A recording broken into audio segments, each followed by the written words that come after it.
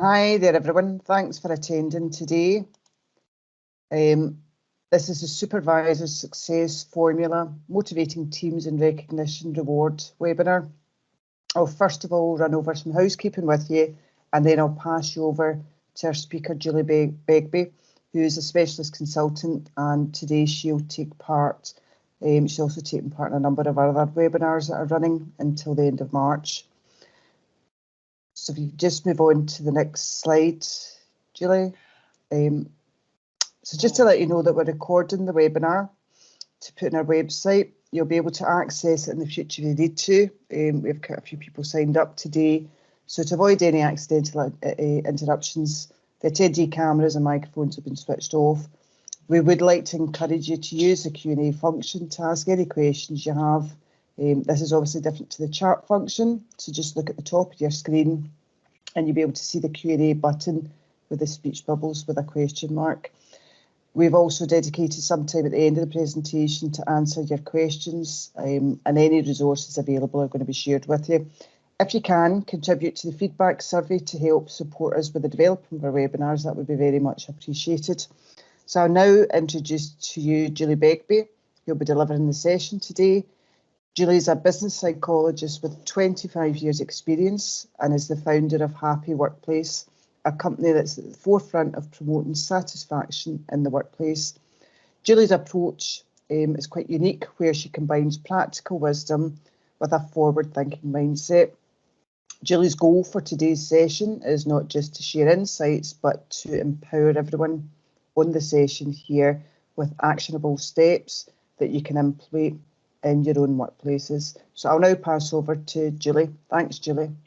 Brilliant. Thank you so much, Nicola. Nicola, can I just check before you jump off that, can you see the welcome slide here? Can you see the slides have moved forward? Yes. Perfect. Yes. Just wanted to check that was working. Thank you so much for that lovely introduction. Hi, everybody. My name, as Nicola said, my name is Julie Begbie. I am a business and happiness psychologist. And today we are going to talk about the Supervisor Success Formula. This is one of my absolute favorite subjects to talk about, and it's one of the things that I think is quite easy to implement in kind of small and medium-sized organizations. However, if no one's kind of taken you through it before, then it's maybe just not something that's been on your radar. So what I'm hoping, as Nicola said, that by the end of this session that you leave with at least one actionable tip that you can go back and make a difference in your workplace. So here goes. The goals for this session. We're going to talk about what is recognition and reward. So it's about looking at how do you make your supervisors and managers, I'm going to use those terms interchangeably, but how do you make them successful? And we're going to look at the specific, so there's obviously a lot of ways that you can do that, but we're going to look at the specific context of recognition and reward. I am going to talk to you about why accepting compliments are key to your recognition strategy, and why in Scotland and in Northern Ireland, because you might notice as we go through the webinar that I've lived in Scotland for a long time, but I am originally from Belfast, so I feel like I have to declare that I'm not Scottish, but I've lived here for 30 years, right? And I know that Scottish and Northern Irish people struggle to accept compliments as a general rule. Maybe not you, but generally. So it might be that the people that work with you struggle to accept compliments, and I'm going to tell you why it's important to help them to be able to do that. And as I say, practical tips and techniques that you can use after this session. I absolutely appreciate that giving up potentially 60 minutes of your time here in a busy day is, you know, it's an investment of time. So I want to make sure that you actually leave here with something that you can action. Okay, let's talk about the power of recognition. Recognition is absolutely critical for any sort of workplace success, and definitely for my absolute soapbox topic, which is workplace happiness. I have spent years asking people if they feel valued and appreciated in workplaces. Every single time I go into a workplace, that is one of the questions that I ask the team. And I've got to be honest, most people say no, right? And so that's my expectation. So if I were to come into your organization and ask your team, do you feel valued and appreciated? I am not expecting them all to say yes. But sometimes people do say yes. And when they say yes, I say, What makes you say that? What happens specifically to make you feel valued and appreciated? And that's the basis of what I'm going to talk about today, because I have learned this from working with people that feel valued and appreciated in businesses. When your team feels acknowledged, it improves motivation, it improves morale, ultimately improves productivity. When people feel valued, they're inspired to give their best. So it makes business sense, as well as just being a thoroughly decent thing to do. Who would you rather work for? Here on the screen you see Oprah Winfrey and David Brent. Clearly, David Brent is a caricature. And Oprah Winfrey, I've got to put my hands up and go, I've never actually worked for her, but if I had to choose, I would definitely be choosing Oprah. People leave managers, not companies. So it's really in your best interest to make sure that your management and supervisory team are equipped to do the best job that they want to do. Like, nobody gets up in the morning and decides to do a bad job. Like, it's just people don't always have the skills or the knowledge to be able to do that great job. So as a manager or supervisor, it is your job to move your team through Maslow's hierarchy. I don't know if you've ever seen this before. You might have come across it. It's been around for a very long time. I think Maslow came up with it in the 1970s. It's one of my favorite psychological principles. Basically, if you you need to start when you're motivating a team, you need to start at the bottom. So physiological needs. What are physiological needs? Well, they are, can you afford to feed yourself? Can you heat your house? Do you have a coat to get to work? Can you get the bus? Is it possible? Are you able to walk to work? Are you able to get into the building? Is it accessible for you? Like, so all the things that you need to take into account to make sure that people's core needs are met. So the absolute basics, if someone is homeless, we are not meeting their physiological needs. And therefore, as we move up the pyramid, there's no point in spending a lot of time trying to motivate them by giving them a great job title. If they can't afford a home, they have nowhere to live, they're not going to be motivated. Their mind will be not interested in anything as you kind of go up through the pyramid. But what I'm going to do is assume that physiological needs are met for I would say everybody that would work for your company. So if you've got a job and your job pays the living wage, hopefully, cost of living crisis aside, people have enough money to be able to live so that they have the basics covered. Above that, the next step is safety. And safety comes in many ways. So when you hear safety as a company, you probably think health and safety. Yeah, clearly we want to make sure that our team are safe. But safety is also people feeling psychologically safe. So making sure that there's no kind of aggression, bullying, anybody feels picked on or targeted in the workplace, excluded. So we've got a real duty to our teams here as managers or supervisors to make sure that people feel not just physically safe, but also psychologically and mentally safe. The next one is love and belonging.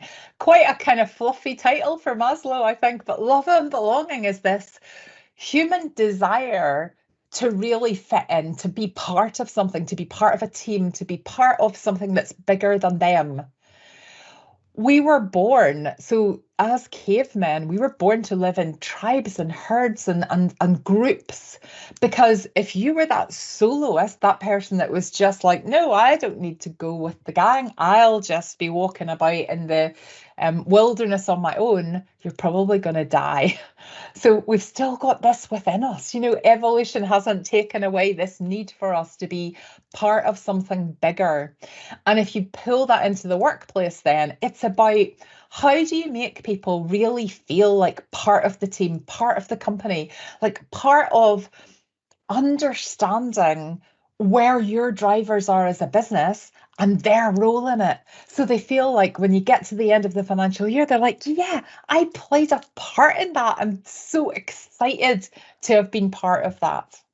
We need to help people to really understand how to feel part of that, but also we need to keep a close eye on team dynamics and make sure that there's nobody that just feels like the odd one out.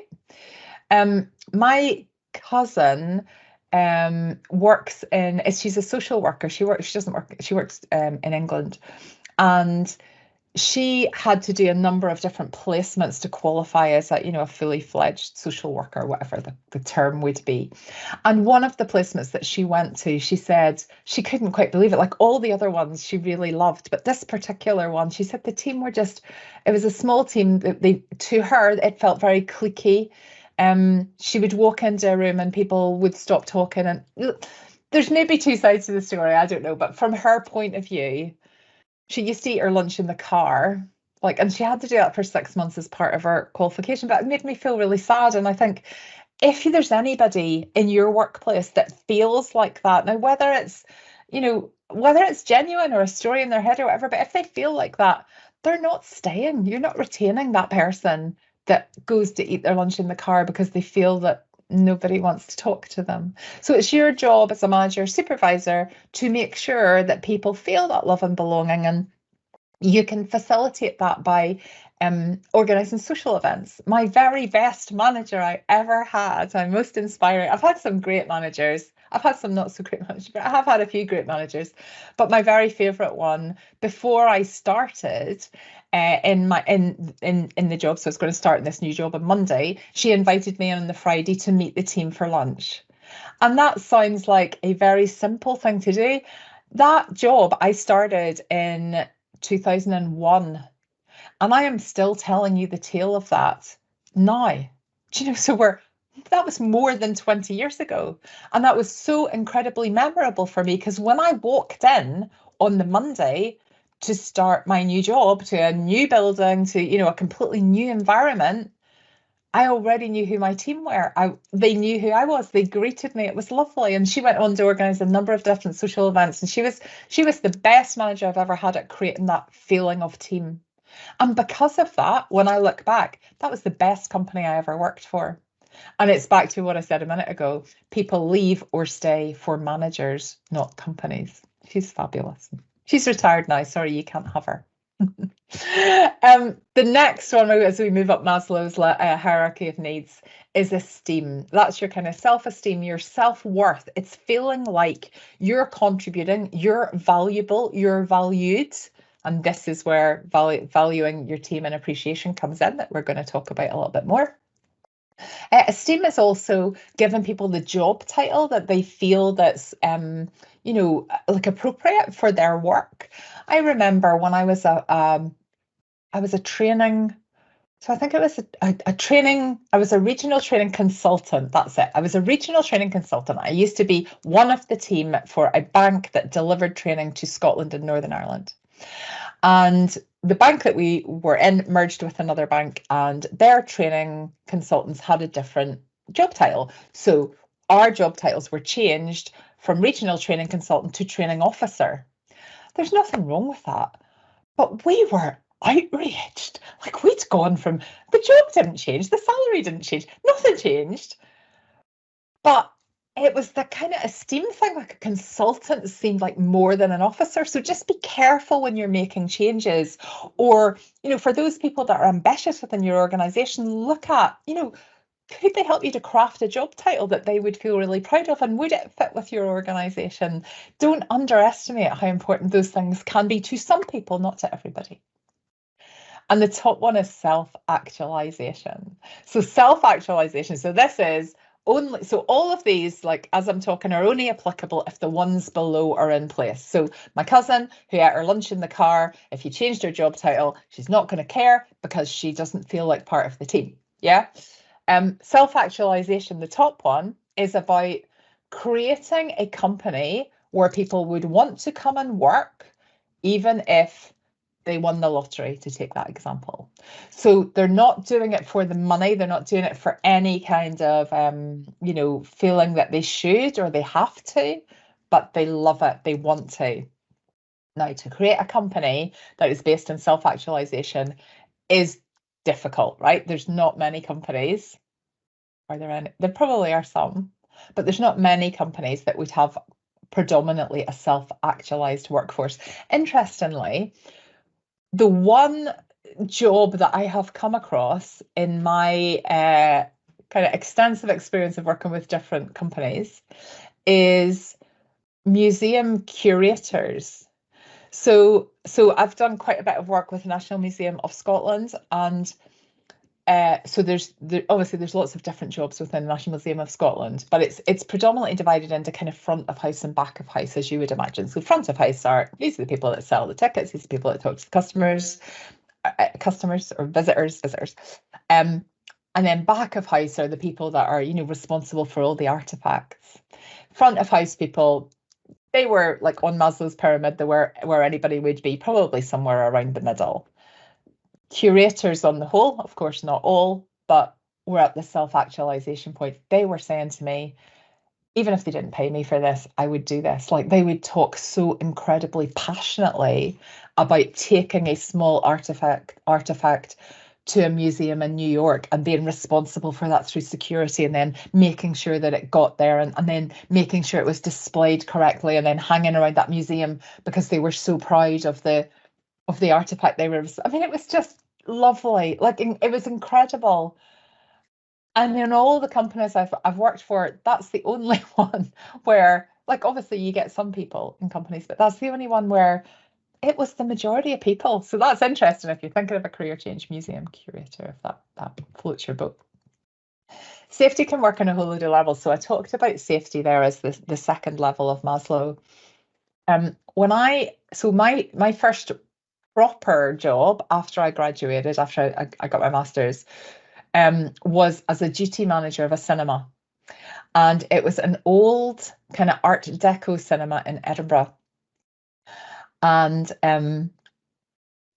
so with hindsight, looking back on this, there was a whole load of reasons why this wasn't safe, right? But there was only one that I noticed at the time that I'm going to tell you about. So as the duty manager, it was my job at the end of the night to go into each of the we had 5 screens, each of the 5 screens, and check the screens were empty before I put the lights off. And I was 22, female 22. I don't know what I was going to do if I came across somebody hiding in one of these screens. That bit didn't occur to me, right? But I did that at the end of the night. Then I had to go and make sure that the safe was locked. And this was back in the 90s, back in the sort of early to mid 90s. And at that point, lots of people still paid in cash. Like, it's probably much not a thing now. So we had a safe that would have 20, 30 grand in it every night. And there was a big key for the safe. It wasn't even like a padlock. There was just a big key. And because I was the manager, I had this big key ring thing. And the safe key was on it, and the key to lock the door on the outside of the cinema was on it. So I'd make sure that the safe was locked. And then I had to turn off the lights, which were in behind kind of where the cashiers would give out the tickets. And then I had to go out the front door and lock the cinema. And I had 30 seconds from turning out the lights, I think it was 30 seconds, to get out the door and lock the door. With hindsight, like, I was on my own. Like, I would do this on my own every time I was finishing my shift. And this would be midnight, right? Like, it didn't occur to me that somebody could have been waiting to go, oh, she's got the key to a safe with 30 grand in it.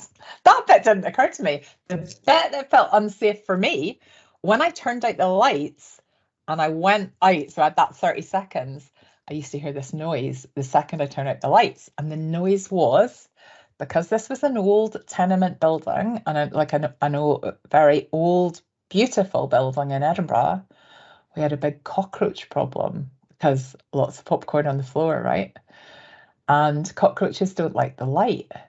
But as soon as I turned the lights off, I would hear them, like, coming down the stairs, like a scene, if you've ever seen The Mummy, like a scene from The Mummy. And that is one of the key reasons why I left that job, because I felt unsafe. Because I thought all the cockroaches were going to come and get me. It turns out I was unsafe in a whole load of ways as well. That didn't cross my mind at the time. When you ask your team what motivates you, they pretty much always say money. But if you were to double their salary, like if you had a magic wand and you could just go, right, oh gosh, money, right? Would you work twice as hard if I gave you? Yes, oh yes, I would. They would not. don't listen. Like, you can double people's salary. You've probably had this in your career where you've had a really reasonable pay rise, and then like a few months later, it just becomes, you just adjust your lifestyle, or you save a bit more, you put some into your pension, whatever it is you choose to do. But you're certainly not 6 months later going, gosh, I'm really working twice as hard as I was before because I got this big pay rise. So money is a dissatisfier, but it's not the answer. So Hertzberg, another psychological theory here that's important to understand. Hertzberg two-factor theory. So you've got motivating factors and hygiene factors, or sometimes these are called dissatisfiers. So if we start with the hygiene factors or the dissatisfiers, relationship with peers. So these are things that if you've got an absolutely brilliant relationship with your team, it'll probably keep you loyal, and it'll probably make you happier at work. It's not necessarily going to make you work harder. Company policies, physical workspace, working conditions, salary, status, all of those things, if you feel that they are not present or that there's any sort of unfairness to them, then you're likely to be looking for another job. You're likely to not feel great about your workplace. However, the things that do motivate people and make them want to work harder and stay within an organization, or on the other side, the motivating factors, recognition, we're going to come on to that. Achievement, allowing people to feel that they're really making a contribution to where the company's going. The work itself, people playing to their strengths, people being able to have work that they find has a variety to it, if that's what they like, or being able to have some sort of say in that. Job advancement opportunities. Every company I talk to, I speak to people who are looking for career paths, and sometimes in a small organization that can be hard because there's not maybe a whole load of layers of management for people to be able to see very clearly, okay, when I'm ready, I can see that there would be a position for me. But you can address that by having subject matter expert roles, by having kind of, sideways moves, etc., and giving people that kind of wealth and breadth of experience, as opposed to just, when I started out in work, when I had that first job, how you progressed is I was lucky enough to start in a management role because I'd kind of come out with a master's in occupational psychology, so that kind of got me a little bit of a leg up. But at that point, you went assistant manager, like general manager. You could kind of see that was the way that your career could go. But now there's a whole load of ways that you can do that. Again, it's about thinking outside the box within your organization. And growth opportunities, the same thing, looking for, like, I would love to learn more about this thing. Is that something that as an organization you would support? Here's 3 companies that are really known for their recognition. Now, the first one is Walt Disney. I am a huge Walt Disney fan. I absolutely love everything about the company. I spend a lot of time in the theme parks, and I just love the way they train their cast members. They don't call them employees. They have a legacy award.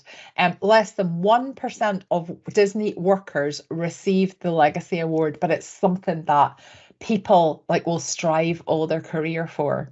There's a peer-to-peer recognition program in Disney where employees send each other positive post-it notes, and there's service lifetime achievement awards, there's special pins, there's celebrations for the team. They just really get it right at Disney. If you're not aware of the Disney University and kind of how they kind of, take someone who applies to the company and Disneyfy them, Google that, because there's some really, really great learnings. And actually there's scholarships to go and train with Disney as well. The second one is Zappos. So Zappos they take a really fun approach. So they allow every person that works for them to award $50, like an American company, $50 to a co-worker each month for wowing them. So wow is one of the company's core values. So we don't want to just provide satisfaction to customers. We want to wow them, and we want to wow each other. So when people notice anything exceptional, they can award each other £50. This isn't authorized by a manager. It's something that everybody is empowered to do. They also have their own currency. They call it the Zoller, and you earn Zollers by getting rewards from other people. So your £50, your £50 credit that you get will also get you Zollers, and Zollers get you branded swag, movie tickets, parking spaces, there's raffles. It's gamified, it's made fun. And when companies have policies like that, it makes it really clear that reward and recognition are important for them. Zappos also offers a grant a wish program where employees can both submit and grant wishes for each other. So for example, an employee might say, I'd absolutely love to be able to play the guitar. And another employee might say, I'll teach you how to play the guitar. So again, there's no cost to the company, but how wonderful is that you're connecting people and making wishes come true? I just love the terminology of that. And the third one here is Typeform. So Typeform is a survey company. You might have seen it online, but it also gamifies employee recognition. Gamify is really the buzzword of the moment, but it has merit money for peer-to-peer recognition. It has type coins that people are given at the start of the month, and they use those type coins to show their appreciation. It makes me think of, do you know, if you go into a Tesco store and they have like 3 local causes, and you get a blue plastic token when you pay for your shopping, and then you have to put it in. So you get those, but you have to give them away. So you get those, and you decide like who is worthy of receiving those. So some ideas from big companies, but of course, how do you practically do it in a smaller company? Because there's probably not many companies on this webinar that are the size of Disney. So how do we do it? Right, there's 2 classic ways. You have probably heard of the feedback sandwich. We need to hear 3 times as often about the things that we are doing well to keep our self-esteem up, going back to Maslow, as we need to hear about the thing that we are, or the thing that maybe needs improved. Now, in a busy workplace, we always need to find the time to talk about the complaint or the error or, you know, the mistake or something that went wrong, because it needs to be dealt with. We need to make sure it doesn't happen again. So it's rare we miss that as managers or supervisors. However, people are doing brilliant things all the time. People are delivering way above and beyond. And sometimes we notice, sometimes we don't even notice, but sometimes we notice and we think, oh, I must say to Dave that he did a great job in that meeting. But then you go into another meeting and then something happens and you forget. You need to make it your job as a line manager to deliver, to not just to deliver. So you might have seen this in the feedback sandwich as a technique to be used in appraisals and like a formal performance management system, where you would go, you did this well, you did this well, here's one thing that, you know, could be better, and you did this well, so you're always ended on a positive. But I want you to take that more widely and think about, how do I deliver that pattern of 4 every day? How do I make sure that I'm constantly saying to my team, oh gosh, I noticed you did that well? People want to feel seen and heard.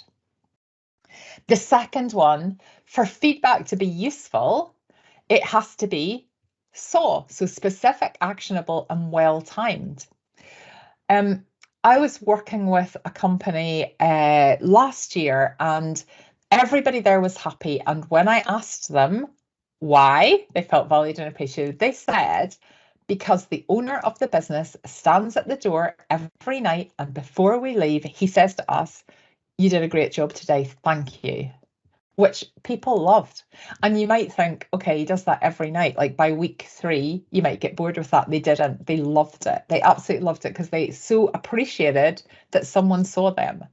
However, what would have been even better, and what I ended up coaching the owner on, is for him not just to say you did a great job today, but to pick out a specific thing that could be repeated. So if he said, Julie, as I'm going out the door, if he said, Julie, whenever you chaired that meeting this morning, it was great because it finished on time and everybody was clear in their actions. Thank you. I'm going to go, oh, we'll talk about how you accept compliments in a minute, but I'm going to go, oh, right, that's the sort of thing that's got appreciated from my behaviour. Therefore, when I'm chairing the next meeting, I'll make sure that it finishes on time and that everybody is really clear on their actions. So can you see the subtle nuance between well done and doing a good job, like, oh, thanks, but I don't specifically know what I did today that was good, although I tried my best all day, but well done on this specific thing, I'm going to repeat that. And then when other people hear that, they go, oh, so it's important when we chair a meeting at this company to make sure that people have specific actions and it finishes on time. So they hear it as well. So then when it's their turn to chair, they know that that's an expectation of the company. So specific, actionable, and well-timed. Saw your feedback, if that helps for you to remember, is really important. So how can you work out what motivates people? It's not the same for everybody. I was just having a conversation with someone about this morning, actually, and in terms of it's somebody who was self-employed. I was at a networking event, and they were saying, "Oh, I don't want to make that much money. I just want to make a little bit of money." And I'm like, "Oh, I want to make loads of money." So people are different. So asking your team, what motivates you? Like, how can I make things even better for you? What would need to change at this organization for you to feel even more engaged? What could make you love your job even more? Like, ask your team. See, just asking people. I don't recommend you do this, but even if you ask them and do nothing with that information, people are so happy that you care, that you want to ask them. So go away and have those conversations. You can have creative ways of recognizing and rewarding people. I worked with a company, it was a rental agency, and the call team there, they could, when calls came in, someone would answer it and then it would be passed to a specialist. And they had this kind of like screen that said, these are the calls waiting, and this is what, so it might be somebody's on line 1 and they need their front door is broken, they need their front door fixed. Somebody's on line 2 and they have some mold in the bathroom, so we need to sort that. But the one type of call that the manager was tearing their hair out because no one wanted to pick up, because people would go, oh, I'll take the call in 1, I'll take the call in 2, was when somebody had a leak. So if somebody phoned to say there is a leak in my property, then that meant not just getting the joiner, not just getting the plumber, it was like a combination of all the tradesmen that need to fix the leak, right? So they had to get the decorator back in. And so it was a lot more work for the person that picked up the call. So this is not my idea. I did not come up with this, but what the manager, the supervisor of that team decided to do was to go to a local supermarket and buy a leak, like a physical leak, and bring it into work. And they said, this is the leak of the week. And you earn this by so whoever takes the most calls about leaks gets this leak. And they tried it for 1 week and people loved it. So, and they were fighting over who got to take this vegetable leak home. So now they do it every week. They have a leak of the week and people love it, and people fight over each other to take the leak calls. It's such a brilliant, brilliant example of people do what's recognized and rewarded. Like, why would you take the harder call if maybe you're measured on the amount of time you spend on a call? So it could be sometimes that the measurements are kind of taking people away from doing what you actually want them to do. But often it's about, do people know that that's rewarded? Like, if that's harder and no one even notices when you do it, why would you? So make it fun. The challenge of being Scottish, I touched on this at the beginning.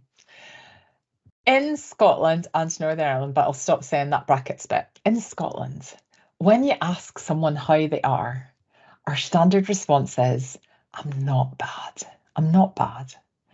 Because what we don't want is people to go, I'm brilliant.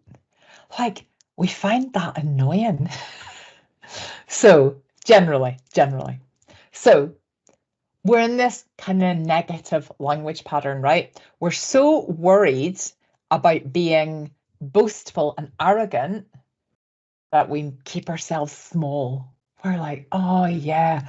So a standard compliment interaction in Scotland would be, I really like your coat.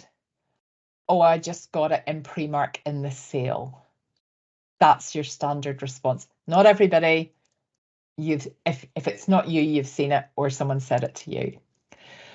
We want to be humble, but we've gone far too far the other way. And what happens is, if you give a compliment to somebody and they respond awkwardly, then the likelihood is the next time you think something lovely about them, and I genuinely believe we're walking around in life thinking things about other people, right?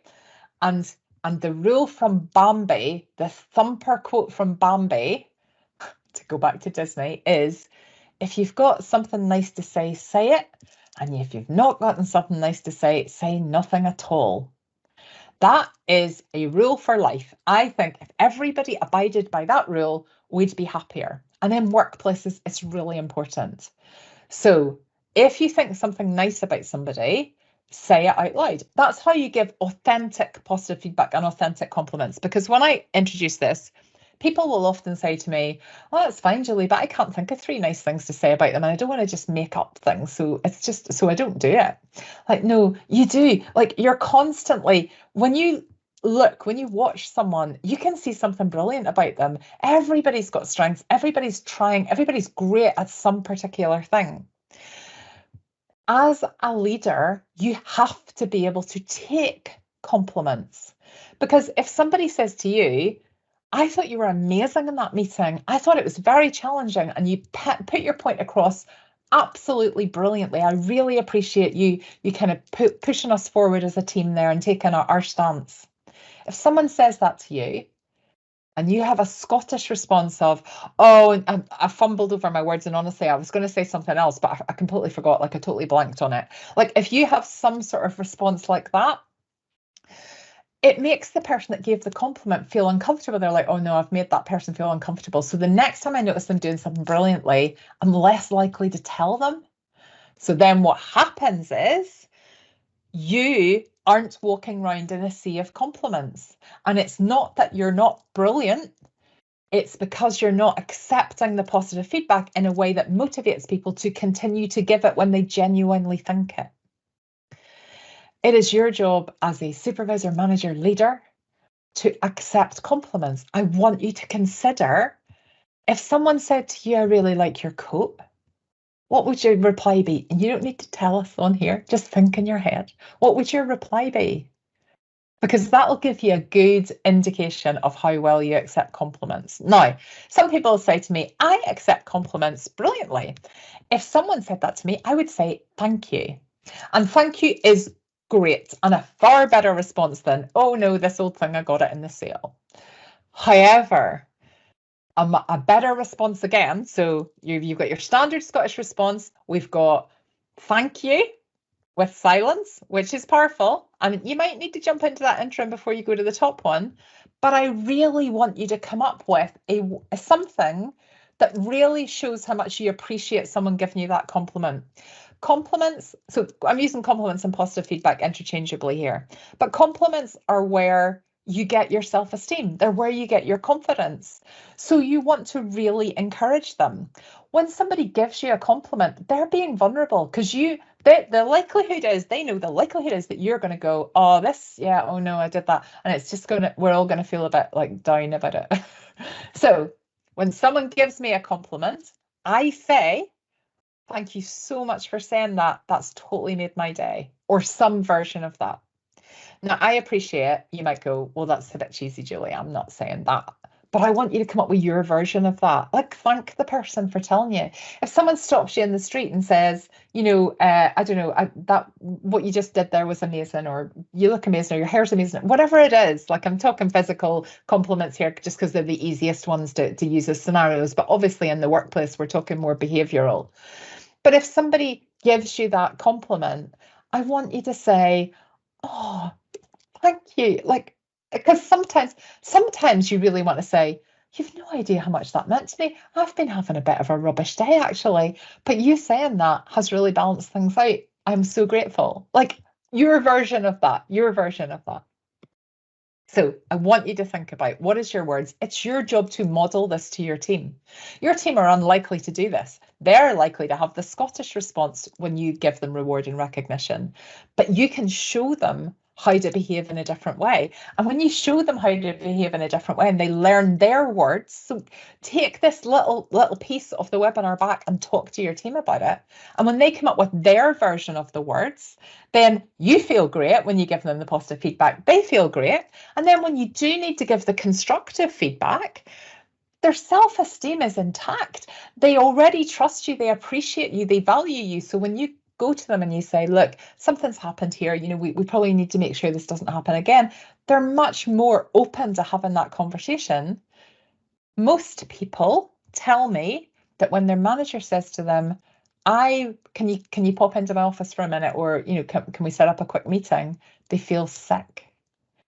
And if they feel sick, it's because they're not getting that 3-to-1 ratio. They're not, it would be, they are not thinking that their manager is going to go, I've just pulled you in here to tell you you're doing a great job. It's generally when they've done something wrong. Don't be that guy. Everybody wants the secret to confidence. This is the secret. This is the secret. Compliments, positive feedback is the secret to confidence. Your confidence, your team's confidence, your company confidence, the confidence of the world. We can change the world together. I've already touched on this. How do you make compliments sincere? So here's kind of Thumper's wise words. If that is echoing around your head, if that is a barrier for you, I just want you to notice, so become more aware of the thoughts in your head and really practice this. So just every time you think something lovely about somebody, say it out loud. Like I do this now. If I'm thinking something really nice about a friend or a family member and they're not in the room with me, I just drop them a text and I go, I was just thinking this about you and I just want to let you know. Like, who doesn't love a text like that? Like, who doesn't? And as I say, just the genuine things that you think. But everybody's amazing. Look, it's about really kind of picking that out in others. A model for positive feedback is when you did, so this is a bit like when you did that specific thing, the impact that it had was this, thank you. So when you stood up for our team in that meeting, the impact it had was we really felt like we were all kind of together in this. Thank you for doing that. Like when you call out those specifics, that B and E part, as opposed to just saying thank you, the behavior is repeated. So it's a brilliant management technique. You get people to, so it's like the whole super nanny thing, isn't it? You could, like you probably shouldn't as a manager, but if you really don't like confrontation, a very easy way to start into being a great supervisor or manager is ignore the bad behavior, unless it's so bad that it absolutely needs to be dealt with, but ignore that bad behavior, make an absolute fuss over the good behavior. Like, do you remember the naughty step in Super Nanny? Like, just people are looking for attention. We're all grown-up toddlers, right? We're all grown-up toddlers in a workplace. People are looking for that attention. So give them it in a positive way, and then they're less likely to seek it in a negative way.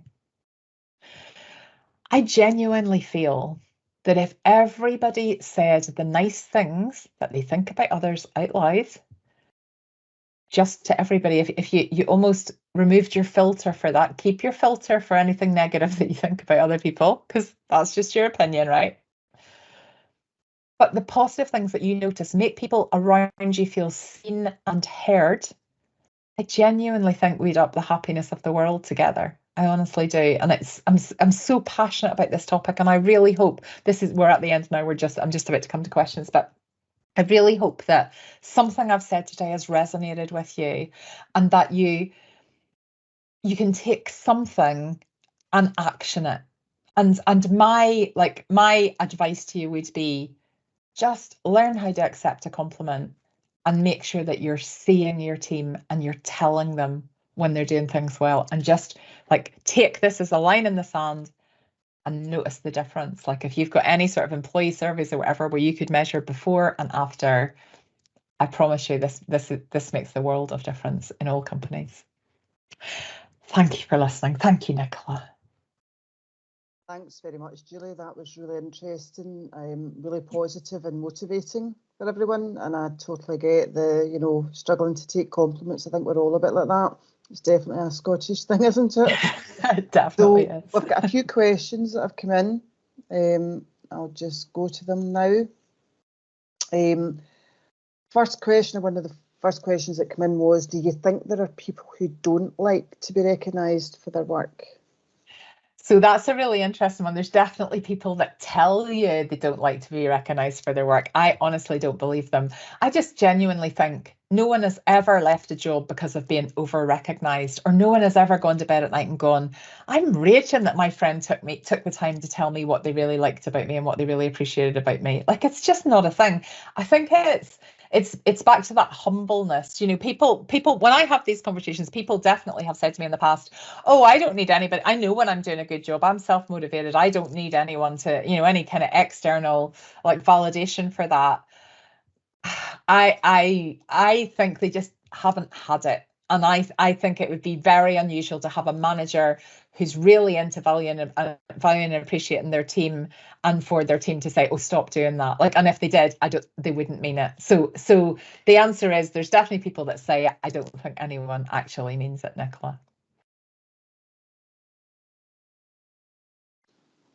There's another question come in, asking you, if recognition is so easy, why aren't all companies doing it? Yeah. So yeah, it's a great question, and I genuinely do think it's this easy. I mean, of course, there's lots of kind of complex recognition strategies you can have, but I think this verbal feedback, the positive feedback thing, is the foundation for it all. I think most companies aren't doing it because they haven't had that. Well, first of all, they've not been to this amazing webinar to know to do it. But secondly, you have to have worked somewhere or with someone, so I'm talking about my manager there, as I was talking through that, and I worked with that manager more than 20 years ago. If I hadn't worked with that manager, I think everything is sliding doors. She was amazing at recognition. She was an absolute expert. And I had not been in any formal reward and recognition training at that point. So I looked at how she behaved and I thought, right, when I'm a manager, I'm going to do that. I'm going to have people in the Friday before they come. I'm going to tell people what they're doing well. And then I've spent the last kind of 20 plus years doing that, because you have to see it, you have to experience it to understand. But the other thing that goes on is everybody's really busy, and I think sometimes people have the best intentions. We need to deal with the faults, the mistakes, the complaints. Like, we can't ignore those. So we tend to always give the constructive feedback. The other stuff we might notice, but I appreciate everybody's busy, and sometimes it just doesn't feel like a top priority. But it has to be. It has to be for recognition, for retention, for saving recruitment costs, like for productivity. It all makes brilliant business sense to make this a priority every single day. That's great. And I think we'll get time for one more. Can you use words that are a bit less cheesy? I absolutely, and Scottish people say this to me, like, I totally appreciate that the words I use are just like words that work for me. So completely, like, it's about coming up with that. I think thank you so if you're responding to feedback, I think thank you has to be in there, but you can go, oh, thanks, that's brilliant, or thanks, I don't know, like, how, because I'm quite a, as Nicola, as I love my cheesy language. You're very positive person, which is well, different. Thank you. But you can go, thanks very much. Even sometimes it's about how you say it. Thanks for saying that. Yeah. You could you don't need to go, that's made my. I know that, like, make my day kind of goes a wee bit with McDonald's, and it feels a bit bad. But just being comfortable, I suppose, with how you're saying it. Yeah, exactly. And so it's just about, like, what words work for you. Write it down, rehearse it, and then just. Like, that's what you say every time. And when you model that to your team, then they go, oh gosh, that was, so when they give you that positive feedback, then it's rewards them because you know they've gone out and been vulnerable. You've had this kind of lovely response to go, oh, thanks, you know, thanks for saying that. And they go away thinking, oh, I feel good now because I went out of my way to say something, and you know, I've made that person's day or whatever. Yeah. And you know, they go away feeling great as well. So it's just we're uplifting the whole workplace by doing it. Yeah, so true. That's so true. So thank you very much for your input. That's been really, as I said, motivating and positive. You're always such a positive person. So hopefully, you know, anyone attending, you've learned, you know, a few things. So we've just got a wee bit of time left. I'm just going to tell you a wee bit about the resources that we have from Skills Development Scotland. So whatever you need, we've got a team of, within the Skills for Growth team, we've got a team of employer engagement executives to support you. You'll see here that there's 5 online resources. We've got our new employer hub, which was launched sort of late last year. Within this employer hub, there's online tools that you can use to support the business. There's also various themes that come up within the employer hub, including sort of workforce development, talent attraction. We've got webinars that we're running as well, like this one, that are advertised on it. And as I said, some really useful skill tools that will support you with your business moving forward. You've also got Find My Business Support if you're looking for any support and funding or training. That's a government website. We have the Apprenticeship Scot website if you're looking to advertise a vacancy, an apprenticeship, or look at any frameworks. You've got all the information on that. And there's a Fair Work employer support tool that can also support employers looking at the Fair Work area of Fair Work. Skills Development Scotland also have My World of Work. That's for individuals who are looking for sort of individual support. There's a lot of resources, really good resources in that. We just move to the next slide. So Skills for Growth, that's myself and part of the Skills for Growth team. We're a team of 7 people. I'll show you, we've got a slide with 7 of us on it. So there's 7 of us nationally. We provide face-to-face support. We run fully funded skills diagnostic reviews with SMEs. We can work with you to help you understand your skills needs within your business. We can assess your skills gaps by speaking to your staff, and we'll create a bespoke, detailed people skills action plan for you. And we'll then work with you to support you to take the recommendations forward. I think we're just going into the next slide, which I think has the... So that was just a quote from an employer, sorry, that had been through the Skills for Growth. But this slide just tells you, as I said, we're a team of 7 people. So we're quite a small team based nationally, and this just gives you details for all your different employer engagement executives based throughout Scotland. After the session, you'll be sent obviously information linking you to the recording, which will include the slides. So you'll be able to go in and look at where different people are, obviously if you're looking at your own region. So just lastly to say, thank you very much to Julie. That was great, inspirational as always. Really enjoyed it, and I hope you've all enjoyed it, and thank you very much for coming on. That's Julie's contact details there if you're wanting to get in touch with Julie. And those are my details if you want to get back in touch with myself. As I said, you'll get the slides sent to you, so you'll have all the information that you need. But just to say thank you, everyone, for coming on and joining us. Okay, thank you. Thank you. Bye-bye.